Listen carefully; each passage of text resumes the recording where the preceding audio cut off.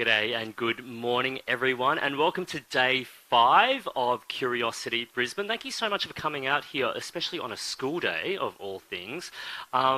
We are talking today about recycling, science, design, repeat, when waste looks sexy. So if you find garbage sexy, you're in the right place. My name's Benjamin Law. My official title here is the Master of Curious Conversations here at Curiosity Brisbane, and I'm so happy to be joining you here on the lands of the Turrbal and Yagara people. First Nations people on this continent have been sharing knowledge and stories here for tens of thousands of years. Our first astronomers, our first designers, our first scientists. And we are particularly grateful to elders past and present that we can continue making art, discovering science, sharing knowledge here on what is and what will always be Aboriginal land. Now, we are up to day 5 of Curiosity Brisbane, and I hope that you've had a chance to start looking at some of the installations, curiosities, the AR experiences that Curiosity has to offer. If you haven't yet, some of the best ones, some of the biggest ones are around here in South Bank. Behind us, you'll see Microbiota by Clayton Blake, which is an installation made from repurposed kids' slide parts that will be 100% recycled at the end of this. And if you go down there after this session, if you haven't seen it already, you'll also see Platonic Volumes and Cosmologies, which is this remarkable artwork created by Bits and Atoms in Lebanon, and it's created from 100% recycled plastic. And it's one of the curiosities that we're really going to be talking about today, the concepts behind it, but also the process. Because we're probably all really well versed nowadays in the 3 R's, reduce, reuse, recycle. But there are questions that remain, like what would it look like to recycle and create new things from your home, your studio, your garage? What if it could actually be a new business? What if you could make money from something like that? Because, you know, the world's a hot mess, and we're going to be talking about garbage and also how to use it. We're going to be talking about it with 2 really, really special guests across time, space, and time zones right now. Our first guest works across architecture, creative arts, and environmental design, which makes him perfect for what he does, which is helping architecture companies worldwide win prestigious architecture competitions. He's the kind of guy who marries the old with the new. He's as comfortable with 3D printing as he is taking century-old techniques like ceramics and etching and merging them with computer-generated geometries. He runs his creative workshop Blob Studio and founded Bits and Atoms, the award-winning architectural practice that made the installation Platonic Volumes and Cosmologies here at Curiosity Brisbane. Please welcome Guillaume Credos, everyone. Thank you. Thank you so much for joining us, Guillaume, especially in quite a cruel time zone difference as well. We're so pleased we can have you. Yeah, I won't be falling asleep. Thank you. Being 2:30 a.m. Thank you so much for making the time. Our next guest is a leading and multi-award-winning expert in recycling science and founding director of the Centre for Sustainable Materials Research and Technology, otherwise known as SMART, at the University of New South Wales. She also heads the ARC Industrial Transformation Research Hub for Green Manufacturing, a leading national research centre that collaborates with industry to ensure new science is translated into real-world environmental and economic benefits. You might have seen her on TV quite a bit as well, so you might recognise her from the New Inventors on Q&A, New Inventors Q&A, War and Waste, and more recently, An Australian Story, which was all about her pioneering the high-temperature transformation of waste and the production of a new generation of green materials, launching the first waste microfactory and plastics microfactory. This is really considered a recycling technology breakthrough. Please join me in welcoming Professor Veena Sahajwala. Hello. Thank you so much for joining us, Professor. Not as crushing a time zone difference as Guillaume, but a time zone difference nonetheless. Thank you for having me, Benjamin. Professor Veena, we might start with you actually, because there's been a lot of press around you and your work lately, and it is notable that a lot of people keep focusing on how you keep a collection of rubbish in your house, your car is allegedly full of garbage that you take to work. You get excited at landfill dumps because of all of the amazing stuff you find there. Are these allegations true? Absolutely, 100% true, 100% true. I love it, and I couldn't get more excited when it's council collection days, when you kind of have people, putting all the stuff outside, and sometimes it's kind of fun to look at stuff. I'm sure people kind of find it weird if they find me staring away at their piles of stuff that they've left outside their houses. But from my point of view, that's exactly where a lot of that inspiration comes from. It's from my own house, from my own rubbish bins. But also, it's the same story in everyone's homes, right? We've got stuff and we want to, of course, do the right thing. So I guess for all of us, in different ways, it affects us. In my case, yeah, it absolutely goes to my labs, and a lot of my research happens at UNSW and begins its life there. Professor Sahajwala, you talk about getting excited over this stuff, that you love it. What excites you about it? Is it the materials themselves or what they represent? I think to me what's interesting, and I think, Benjamin, you were just talking about the 3 R's of reduce, reuse, recycle. And I think that's all very good when you're sort of really talking about conversion of like to like. So if you've got a plastic water bottle that then gets converted into another bottle, or a glass jar into another glass jar, that's of course the right thing to do. In a traditional sense, that's what recycling is, something that we all know about. But when you start to get into the more complex and rather difficult things to recycle, you look at something like waste textiles as one of those examples where it's never a simple thing. There are lots of blended materials, and of course the challenges, as we all know, are how do you actually recycle it, and it's never going to be easy. So for me, that 4th R of taking that science beyond recycling and saying, could we reform these into a whole range of new products, so that then ultimately we don't have to put this away into landfill, but rather bring it back to life in a different form and into a different product configuration. Ultimately, all these materials are really useful. And if you get down at the micro level and look at it, you can actually see how much value they have potentially to offer. And that's really where I get super excited, because I think that imagination that kind of, runs through my head is really all about, how do you then take those ideas, develop that science that has to be developed, and convert that into, of course, technological and practical industrial solutions. So I think in a way, it's that journey that has to happen. Ideas are great, but science and technology has to underpin any of these types of ideas. So ultimately, we need to be able to show that it can be achieved at the right scale to deliver economic benefits as well as environmental benefits for our communities. Thank you so much. So Guillaume, you heard there, reduce, reuse, recycle, but this new R that Veena's adding there, which is about reform, and the things that we can make through reforming these materials into something else. Is that the part of the equation that excites you the most too? I think when she was talking about excitement, there's something that we use for recycling, which is unique. Because in fact, we are mining recycled material.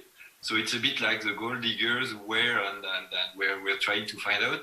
The same thing, we try to find some value into the trash. So there are big potential places, and we try to reuse them.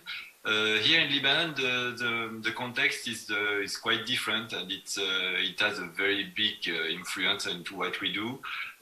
We don't have a government anymore. We're in a giant crisis, and the trash, either when it's lucky, it goes to landfill, and when it's a bit less lucky, it goes to the sea directly. So whatever we can grab on the way to turn it into something that can be used and that won't be going into those two destinations, we saved it. So it's more like in the emergency kind of level that we're acting. But indeed, as something very interesting happened recently, the local money has been devaluated by 90%. So it made importing material completely impossible. So now mining local recycled material makes a lot of sense. and people are changing a bit the way they look at this, and we try to transform it into attractive design. And it seems somehow that those piling crises in Lebanon might help us to convince people which were a bit deaf to this kind of discussions. I mean, you're talking mining. That's very much Australia's language. We've got such a long history of mining on this continent and in this country. Hopefully there is so much more potential to be mined from the trash that we're talking about. Something else that you brought up, Guillaume, was the idea of a crisis, the idea of an emergency.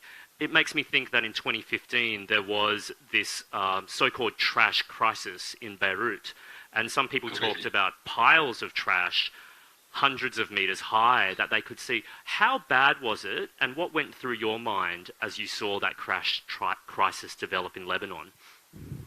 Yeah, it was terrible. In fact, the government didn't know where to stock the trash, so it started to put it into bags and put it into empty riverbeds. And we had rivers that were full of white bags of trash on kilometers long.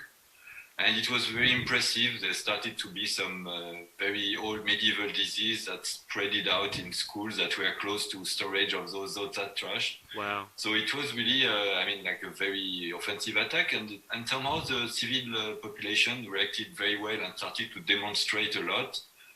People stormed the Ministry of the Environment in order to kick out its employees who were like completely inefficient, and the politician there.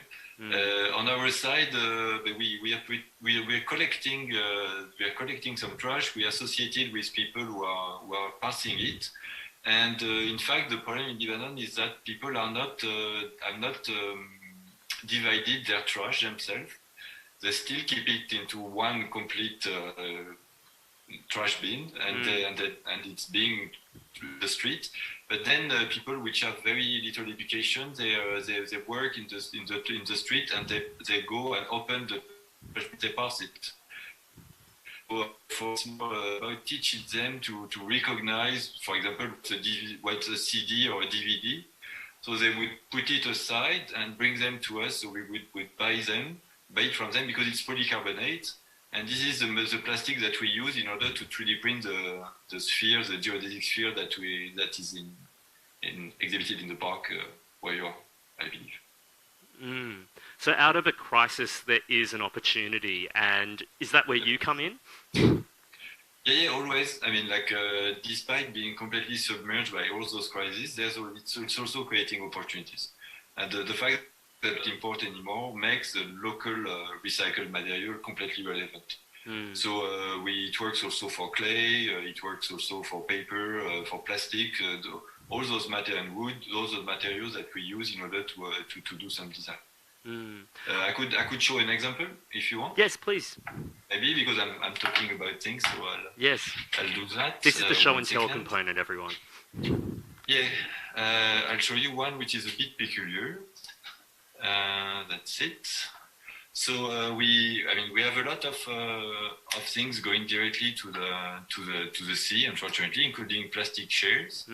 And what we decided is that we decided to try to use a recycled material, which is paper. So the image is relatively small, but there was a caption there that said, "We're all drowning," and it kind of showed the extent of waste around. Yes. Yeah. So we recycled the paper. We mix it with some natural flours of rice and wheat. There's also some vinegars and some natural dyes inside that we are using only natural material to create to turn it into a building material. So we've been doing a lot of tests in order to get some resistance. The point was to try to do some furniture with this, because within that material we also plant some seeds that we harvest, and we mixed all this together with some nutrients. We pour it in a mold that we carved with one of our robots, and we demold it on the counter mold that let the object dry, and we obtained a chair which is compostable. It means if you trash the chair, it's gonna melt down because it's only covered with a thin layer of organic beeswax, and then some trees would grow because there's nutrients and seeds inside of the chair. So here we are trying not only to get some recycled material, but also to think of the end life of the design itself. And we are moving this gently to probably to try to get towards building scale, starting to do some slabs with this material. Thank you so much for one small example. Yeah, thank you so much for showing us there. That compostable chair is quite amazing, and you looked very relaxed in it, might I say, as well. It's comfortable. We did many tests for the ergonomy, and it's okay. Yeah, terrific. Now, I might throw it over to you, Vina, because we're talking about the opportunities that come out of crisis, and we got a sense of the crises that Lebanon and specifically Beirut has faced through its trash and its incapacity and struggles to manage it properly. Here in Australia, I imagine that a lot of people see this continent, a lot of space, and they assume that we can just dig more landfill as much as we want. At the same time, I'm also aware that in the last few years, China and other so-called global south countries have stopped accepting our recycled goods, and there is a pressure point there. Where is Australia at with our waste management? Are we reaching a crisis point? I think from our point of view, Benjamin, one of the good things has been, and this is something that I'll certainly show you a few examples, when you start to look at it at the industrial scale, we've got to see it as combining recycling with manufacturing. Because I think, to me, that's the key element there, that once you start to manufacture valuable materials and products that we know we need in our everyday lives, it incentivizes both manufacturers to produce materials and products from waste, but it also means that for consumers, it's a choice that we can make. And of course, typically people sort of assume that, well, if I've made something out of recycled materials, maybe it's just a one-off, maybe it's just a poor quality product. And the key goal for us at the Smart Center at UNSW has been very much about showcasing that when you talk about manufacturing, the key word there is quality. You've got to be able to make quality products that fulfills the standards and requirements, which means you've got to work with end users.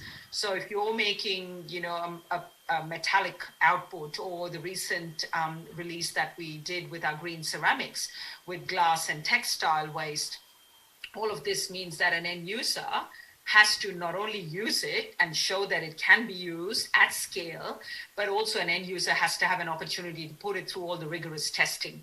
So in addition to the fact that, as part of research, you have to do all the research and the testing, as you would expect any research program to do, but also the important thing is that getting basically end users to trial it, test it, is going to be important. So from that context, of course, just to be able to kind of showcase what we're all about in terms of the ability to ultimately utilize these kinds of products in a sense that, and I don't know if you can see the screen there, but yes, to talk about what we mean by recycling and what we mean by aligning recycling and manufacturing, if I can sort of talk about that microfactory concept about adding value and creating these circular economies for materials, very important to make sure that we see every material in our economy as the ability to bring it back to life, which is going back to the point of reform.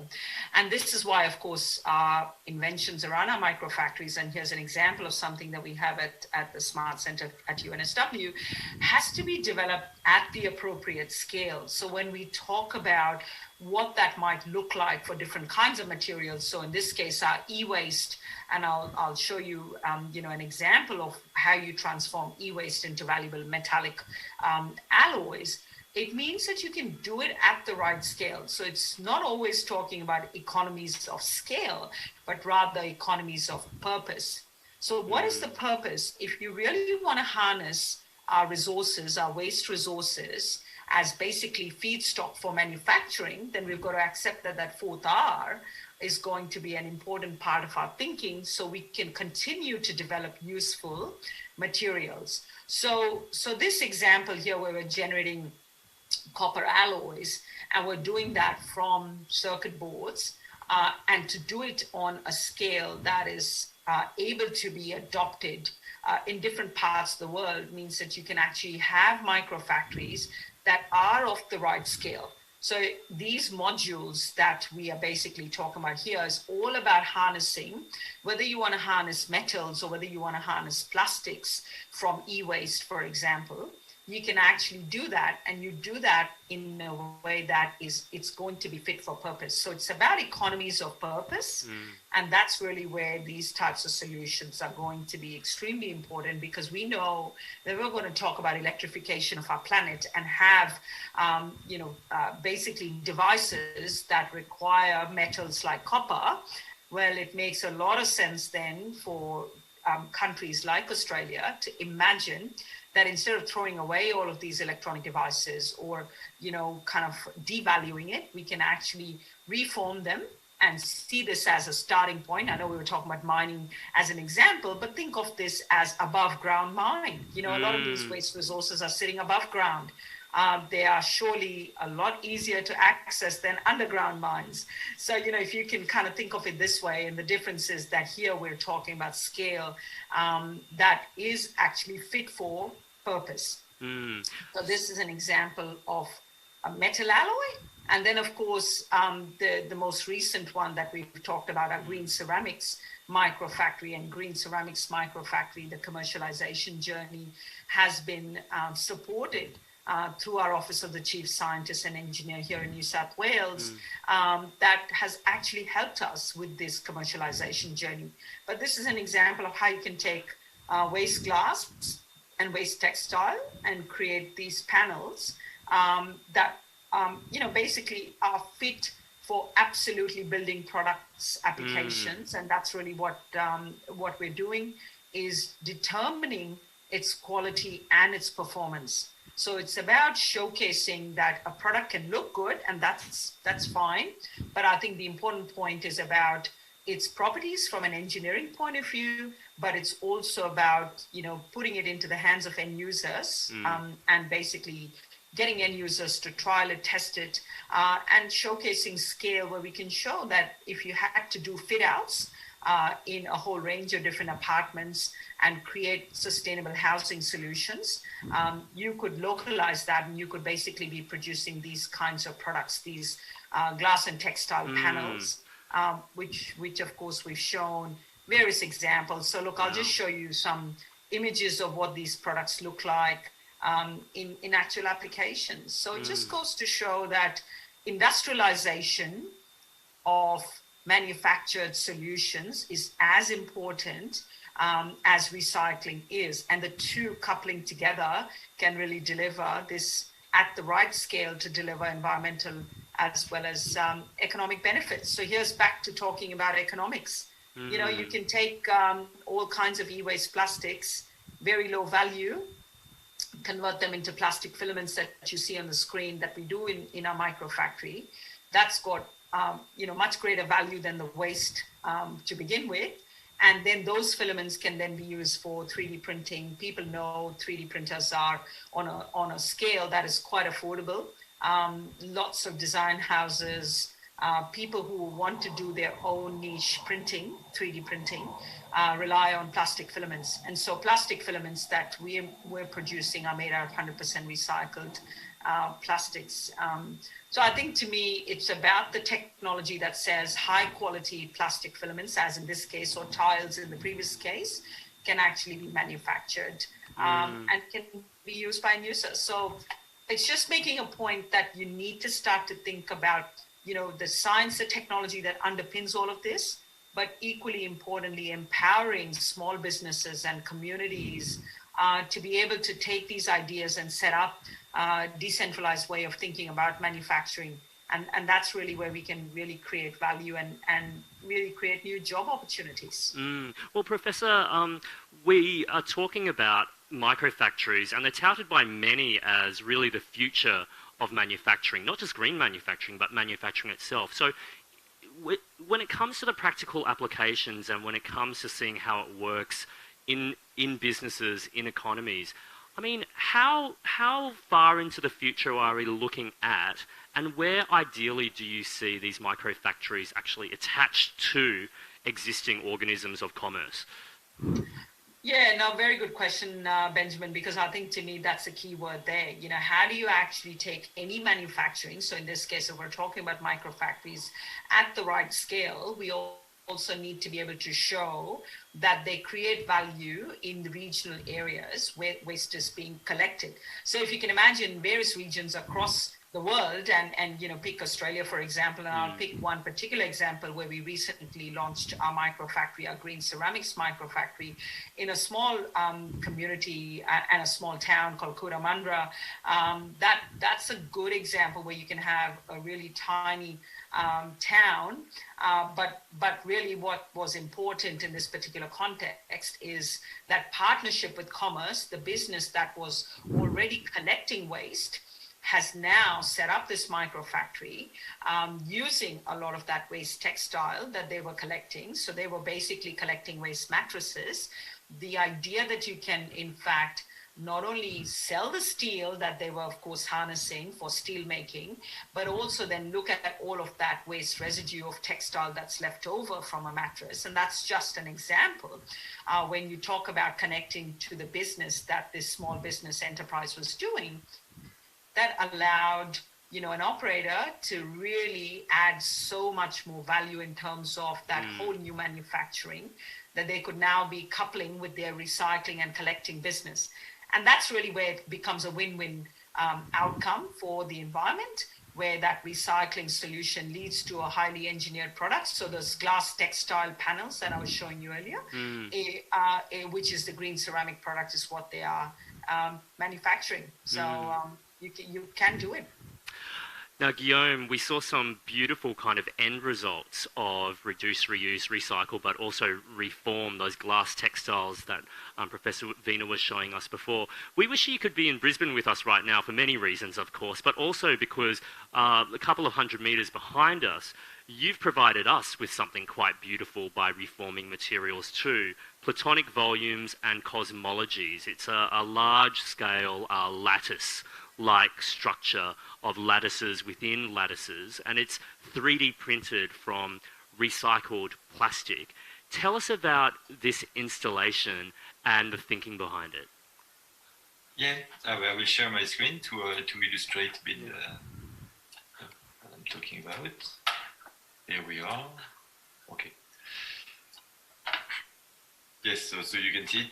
So, because it's a STEAM festival and science and technology, just to talk about the concept, Kepler, the astrophysician in the 16th century, invented a first model to explain how he thought planets were organized together.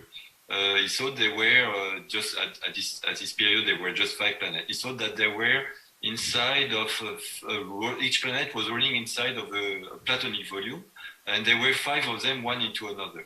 A platonic volume is a volume which has the same type of face everywhere. For example, a cube has 6 rectangle faces. It's one of the platonic volumes. And this model was completely wrong, but because he thought of this model and it was a way to have his thoughts to take form, he was able to compare this model he made with the actual observation of the sky, and then that's how we found out it was wrong, and then that's how we created these 3 laws of astrophysics, which we still use now, which derived how planets are working together. So we recreated a bit those volumes. So you've got 4 here volumes, one into another. So a dodecahedron inside of an icosahedron and so forth. And we 3D printed those elements. We 3D printed them with a large robot arm, which is also somehow recycled because it comes from the automotive industry. And then we hack them, and we hack those robots, and we turn them into tools. We have put on the top of it an industrial extruder. It's a screw extruder that we feed with pellets of crushed polycarbonate. So this one comes from water gallons, the one that are delivered in offices with water for water dispensers. Those ones are crushed, and then they are melted and pushed with a screw in a tube which is at high temperature. Wow. And then it deposits those layers. and we create with it structural connections, which allows us to make those geodesic shapes. So those shapes they are structural because they are made of triangle, which are not deformable structures. And we want to push this toward the architecture in order to create a kind of an habitat with that. This is something we were already doing with wood, and for a part recycled wood from pallets, and also recycled aluminum, which come from offset printer, which use aluminum as plate in order to print books. And this is something we develop in various kind of architecture. We also directly make designs from using the same technique, using the same material, and 3D printing lamps because some of the plastics are transparent. So in terms of, I can continue a little bit maybe on a few other things that we do. This is public furniture for public space. It's made from recycled aluminum cooking pans because it's very well known in Europe that cooking salt with temperature in aluminum would give you Alzheimer. And it's forbidden by law in Switzerland since 50 years. But in Middle East, we start to know this. And people are getting rid of their cooking pans. So we melt them and cast them into sand. We do masters to do the sand mold out of 3D printing. And then we use reclaimed wood from formworks, from construction in order to create public furniture.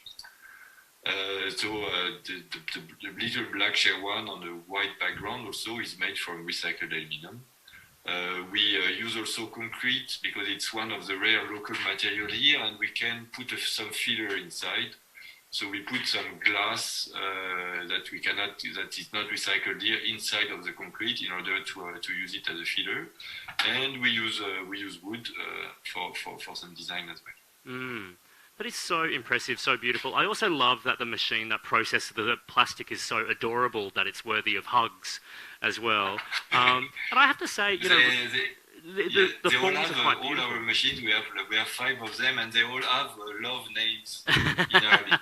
So maybe one is Habibi, and this one is Ayete, which means my life. And so it's a kind of a love story with those robots. They move a lot, so they are kind of alike. Oh, I can't wait to see the Disney animated feature about your friendship with that machine. Looks like. I also am so impressed by how far our concept of what recycled designs can look like. I think often we have this idea or a stereotyped idea that it can look quite not attractive, but I think both of you have shown the potential for each of these. I just want to stay with you, Guillaume, because I understand that one of the parts and one of the challenges rather of using 100% recycled plastic for structures is a challenge because plastic needs to be completely cleaned of debris before it can be extracted and processed. Have you perfected the process yet? For this, we are associated with other people which have the relevant machines in order to do it, because indeed it needs to be washed away, it needs to be thoroughly dried in order to be extruded. It's not that clean, and we have passed it several times, and there's some difficulties of finding the right, because we are mining, so sometimes we don't have the right amount of the same plastic in the middle of the production. We need to change. And so we need to adapt. It's not as buying any amount of a new material. Sometimes we found small quantities, sometimes larger, and we have to adapt, mix, readjust the parameters of the fabrication, because there's been some errors and some other kind of plastic errors. And you need to readjust all your temperature, all your setting in order to produce. So of course it's a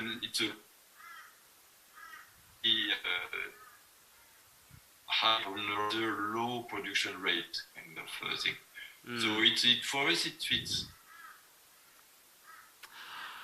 While we're talking about the challenges, Professor Sahajwala, can we talk more about the macro challenges? Because you are exciting us and galvanizing us, thinking about the future. I don't want to bring the tone down necessarily, but what's in our way? What's stopping us from having microfactory reformed material revolution right now?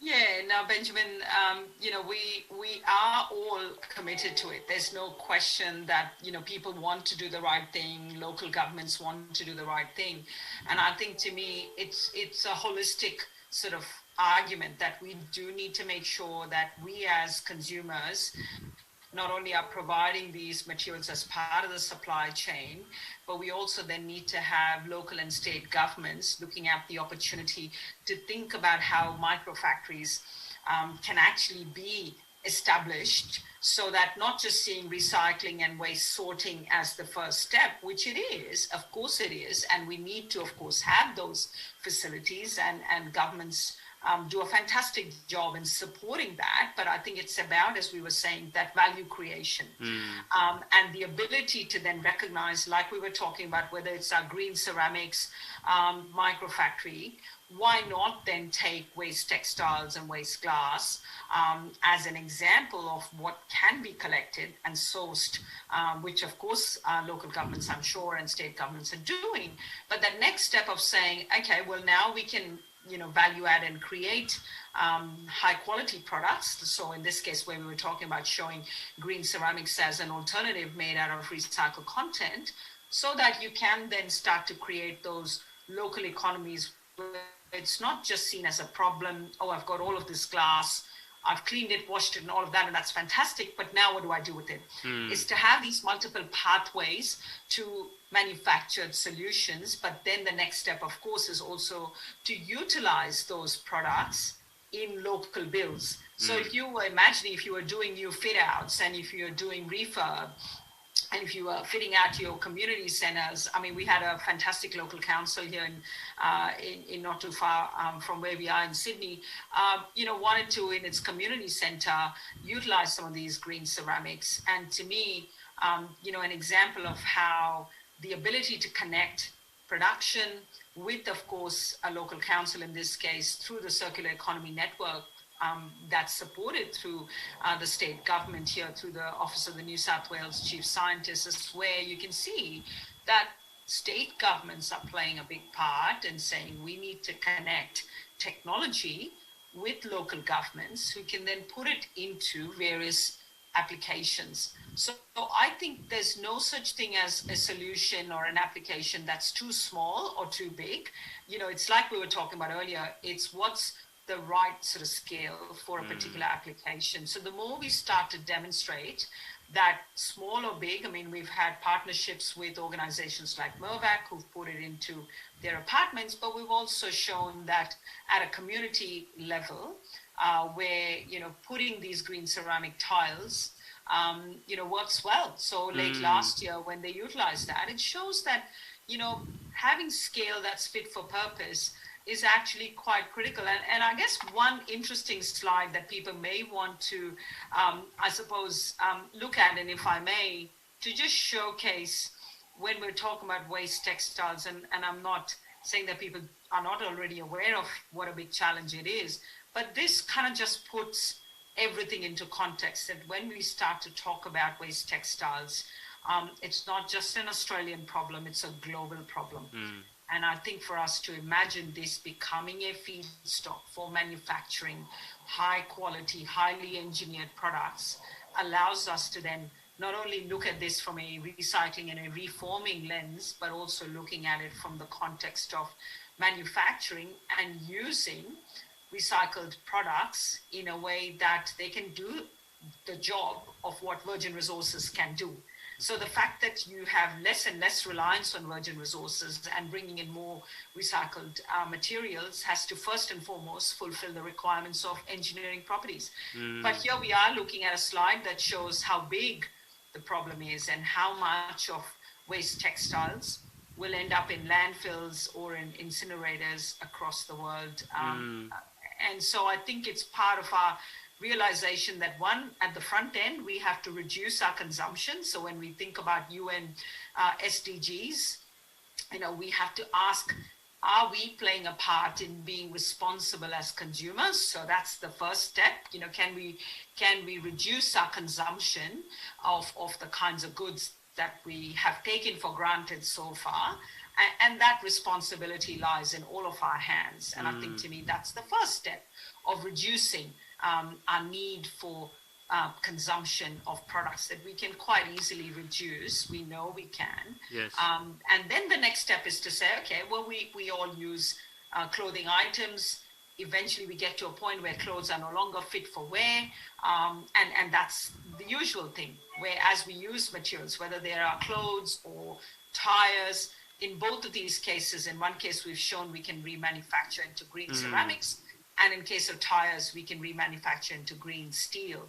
So those are all examples of essential goods in our lives, our clothes, our tires. But if we think about reforming them, we're not downgrading them. We're not downcycling. We're actually preserving these as valuable feedstocks for manufacturing. Thank you so much, Guillaume. As we try to strive towards this sense of a circular economy, what do you see in the future of all of these discussions and processes? What's in the future for the work that you do, and where do you want to see this kind of work head generally? Questions about the future right now, viewed from Lebanon, are a bit difficult to answer. Yes. We just got a collapse of the government, a collapse of the economy, of the money, the bank, all the banks are completely closed. So our sightline is like tomorrow or a week in the future. Yes, fair enough. But I mean, hopefully it's getting more and it's getting better. We get far better reaction than 10 years ago. 10 years ago, when we were saying we would make an exhibition about design made from recycled, it was really not bringing anyone. And now it seems to be the right thing. We start to have people reacting a bit properly to designers that keep using, for example, resins, which are not recyclable and which are extremely polluting.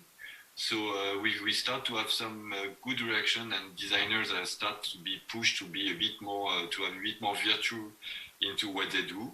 The reaction is really better. We start also to have a bit more publicity, so more newspaper talking about what we do than before. So it seems that the overall education about environment is helping us to move in this direction. It's not yet a rush of investors to help us to move forward, but it's still better. So I hope this is gonna amplify, and there will be more and more of it. There's giant quantity of material to be mining in recycled, and then designs to be made better so they are easier to recycle. So mono material without complex assemblies, stuff that could be easily recycled. So it will need us also to be more modest into what we want to get, have design that would be maybe less perfect as well also, but more raw, more mono material. And I think it could be cool. I mean, it would be great to go a bit with a bit of a downsizing somehow of some things, being more local. Here it starts to kind of work better. The crisis is amplifying the circular economy. We have little business which are impressively sell what we do, which is made from the trash that we buy from people that collect them in the street. And somehow we see how it's raining down financially. Even this project that was sponsored, the one that we exhibited for Curiosity, which was sponsored by the municipality, somehow it rained down till the people in the street, which are homeless and which we taught to recognize what is the interior of a fridge, because I haven't seen one before, or what's a DVD, and then they've been putting this in bag, collecting it, and then bringing it to us eventually, so that we crush it and we melt it down into an architecture. So it has which I think should develop, because I mean, here, in Lebanon, most of those people in the streets are Syrian refugees. which unfortunately, because of the war, since 10 years, they haven't really been to schools, so they are not much educated. But at least they find a job and they pass the truck. Like this, I mean, avoiding these trucks go into landfills or the sea. So overall, it's helping. It's better. I hope it should be a lot more. The percentages of like are very small. The one that the previous slide shown by Vina was showing that 1% of the clothes were recycled only at world level. So we need to see those number rise. Yes, it is really interesting to hear you say that out of the catastrophic moment in which so much of the world finds itself, that there are aspects to that which are accelerating the circular economy that we want to head towards, that there might actually be maybe an opportunity out of such a grim time. Just generally, you've shown us how these processes can be applied to make art, furniture, household objects. Do you see it going beyond? And what next steps can you foresee these processes leading to? Yeah, I think there will be some limits because indeed the purity of the material when you get into levels which needs really to have very high performance. So I don't think we're going to see a rocket going to the moon that will be made out of recycled material yet. But still, you can conquer more and more elements and become more and more natural and part of cycles at small level as at bigger level. I think the fact that companies should start to sign a description of their own function that hold some responsibility towards the environment, it makes them conscious that they have to be within the trash that they create and the products that they create. They have to pay attention on how to recycle it, how to reduce also their consumption. So if it's happening at the scale of those large companies, it would be really great. Ourselves as it has to be, I mean, like, of course, designer comes and propose stuff, but we have a very limited impact. We do things that look cool, so they have a kind of they have a small impact because visually they are nice. People like the product, they like the thinking, and they're moving forward it. But this needs to be pushed by laws, and this needs to be really, supported by politicians. As the clock is ticking now of global warming. We all have to increase our pressure on them in order to make those. I mean, there's a lot of products that should be just forbidden. I mean, that simply. I mean, everything that's single use, etc., has to be completely vanished. And there's no way. There's plastic into things where it should never be. I mean, like yes. Things as simple as chewing gums contain plastic and they go into nature. So we have to do some for that. I mean, this is the future I would like to see applied. Yes, anyone in the crowd with single-use plastic water bottles feeling anxious and nervous at the moment, but it's okay as long as you recycle, reduce, reuse and reform. While we're talking about the future, in good and bad, the limits, the potential, the opportunities, the crisis points. This might be a good opportunity to bring in the audience with questions that you might have for Professor Vina and for Guillaume. Do we have any questions from the audience? I'll repeat them out if you have one. One from here, yes.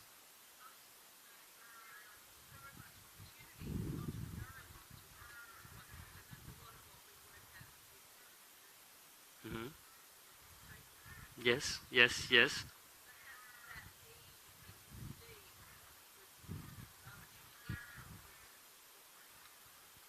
Yes, so that there is a lot of entrepreneurial opportunity in what we're talking about, and that maybe the E in STEAM, as much as it represents engineering, might be able to represent entrepreneurship, and that there is so much that's being developed at the university where you work, the Queensland University of Technology. It does make me think, Professor Vina, that there are so many entrepreneurial applications to this.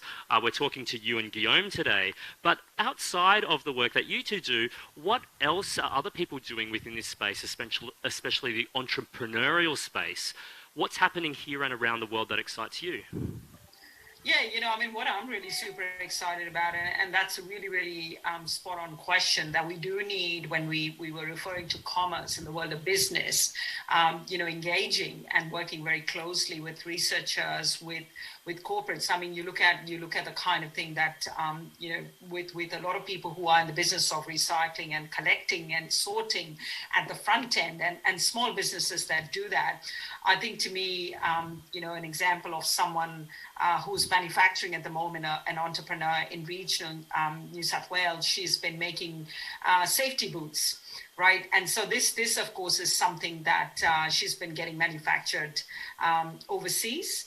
And I guess from her point of view, she's addressing both of those issues in talking to us as an entrepreneur. One, really motivated by not only wanting to do onshore manufacturing, but also in her eyes is to be able to harness a lot of waste materials, and if we're thinking about waste polymers as part of her manufacturing.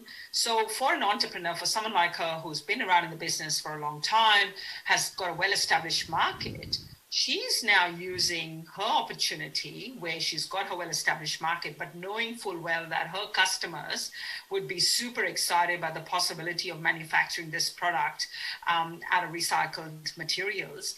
But again, she needs to partner and collaborate, and so to me, organizations like universities, researchers, SMEs, entrepreneurs, small businesses, actually, if we collaborate, it's a win-win outcome for everyone because, this particular example of this manufacturer of boots in a small regional town, for her, it's a great way to create a highly specialized pair of boots. And so, yes, it is local manufacturing, it's high quality, all the things that we've been talking about. But for her to add on this extra service for her customers to be able to say, look, and I can also make this out of recycled content while still preserving quality, because we know a lot of plastics in our economy is in fact of high quality. To be able to remanufacture and to preserve quality means that she needs to partner, and it could be partnering with any university. And I think lots and lots of universities who do fantastic work in looking at the quality of plastics, for instance, could provide that as a service to various entrepreneurs. And we've touched upon plastics and glass and textiles. There are a whole range of materials. So I absolutely do believe that partnership between the world of business and research can actually lead to win-win outcomes for our environment and for our economy. Guillaume, we hear that entrepreneurship is one part of the equation. How much of the other part of the equation is also about law, regulation, policy and governance? But in Lebanon, we don't have any of that, so we're kind of fine in terms of law, policies or whatever. But I have a kind of a relevant example to explain, to showcase. It's when we had the explosion on the 4th of August in the port of Beirut. All the glasses of my apartment broke and the windows flew away, the doors flew away inside and the window broke. And in fact, one main person had a very good thing. He's been collecting the glass that was broken. He found out who would be the users, and he didn't try to recycle it. And even not even just to collect it. He just managed to find some places where they would be stored, and so other people could come and pick it up. So he just managed to have this intermediate place and to put the actors for them to know that some could bring the materials there and some could come and take it from there. And this created a difference about like a few hundreds of tons of glass that have been recycled. And it's really great because we had trouble in 2000. People bombed the only big factory we had, which was making green glass. No, they thought it was something terrorist or whatever, and they bombed it. And since the green glass is like doing piles of mountains at this place, it's about like 15 years. And so glass was really an issue, and there wasn't so much recycling. And thanks to this initiative, a lot of people who were harvesting glass know each other and know that place where they can dump it. And a lot of people who are using it also know each other. So his business has been just to connect the dots and it didn't itself do any of the things on both ends, so neither collect it, neither we use it, but it just brings the link that was missing, the missing link. And that was a really cool business and a really good initiative that helped a lot and give us some hope here that at least, as we had only negative circumstances, there could be a few good ones that would at least want help of one of the industry. Guillaume, as you say that, I know that every Australian will remember the images of the 2000 blast and the explosion and how catastrophic that was. Obviously, we have such a huge Lebanese Australian population as well. More generally, what has the recovery process been like, and have there been other surprises out of the recovery process that dovetails with the conversations we're having? The good thing was the fact that as the government didn't do anything, it has all been done by the civil society.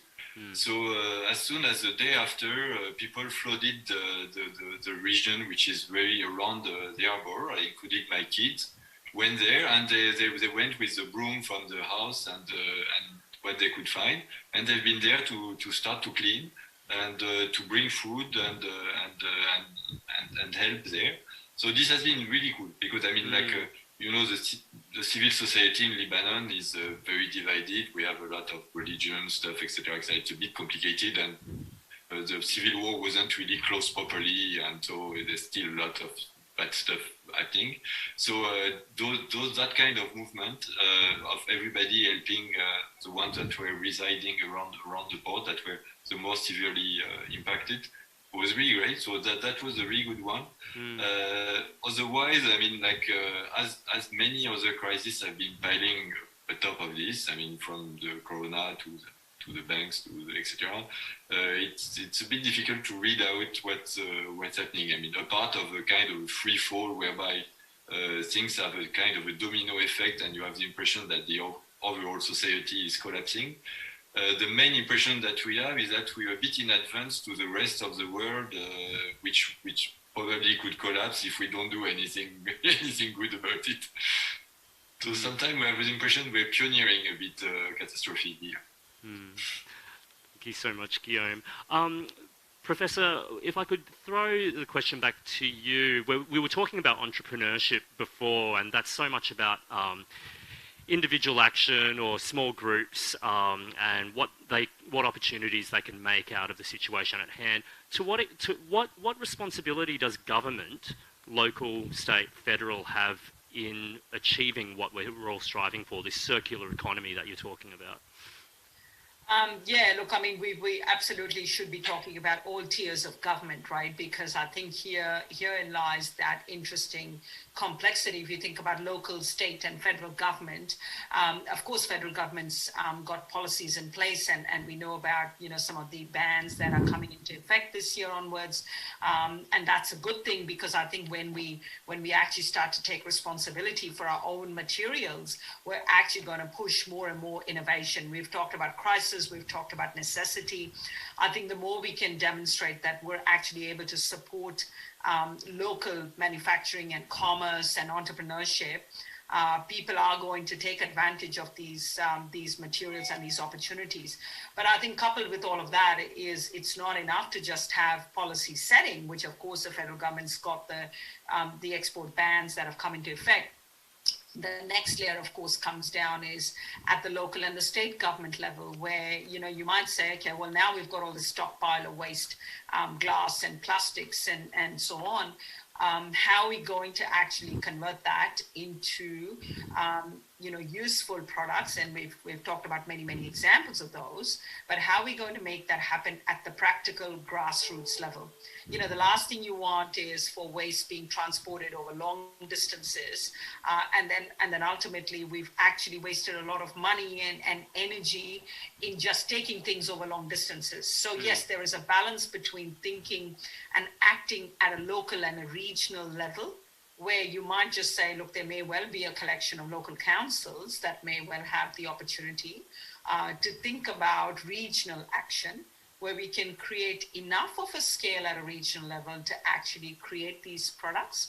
And that then means it's about that, again, that partnership between perhaps working with local businesses, but local governments and state governments encouraging and supporting that connectivity. And I gave examples of Circular Economy Innovation Network here in New South Wales, funded through the Office of the Chief Scientist and Engineer. I mean, those are good examples of how connectivity can be built between local governments and industry. And I think this is where, of course, proactive solutions can be designed and developed by collaboration. So I think it's good to have policies at the federal government level, but also very good to start to see actions at the grassroots level where there's champions at local governments level who might want to pick it up and start to initiate some ideas. Thank you so much. Thank you to you all for joining us here today. We've got a few thank yous to go as well to the Queensland Government through the Tourism and Events Queensland, Brisbane City Council, the Brisbane Economic Development Agency for their support of Curiosity Brisbane. Thanks also to Curiosity Brisbane's major partner, the Courier Mail, media partner 9 Queensland, and Curious Conversations partner NBN Co, who are providing support for us for the live streams this morning and for the conversations globally. Finally, thank you to our precinct partners, Brisbane City Council, Southbank Parklands, Arts Queensland, State Library of Queensland and Queensland Museum. But could you please all join me, of course, in thanking our guests today, Guillaume Credos and Professor Veena Sahajwala. Thank you so much. And thank you especially to Guillaume for bearing through the time zone difference to join us here today. Thank you. That's very generous of you. Wonderful. Take care of Very yourselves. nice to meet you all. Thank you so much. Thank you so much. Thanks so much for having us today. It was most enjoyable. Great. Thank you so much, Veena. Thank you all for coming here. Stay curious and enjoy Curiosity Brisbane. Cheers.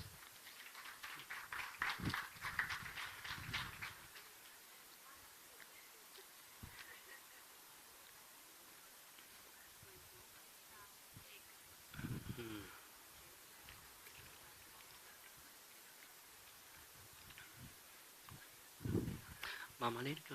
Oh, sorry. I'm just going to take off my headset and I need to go straight to the airport.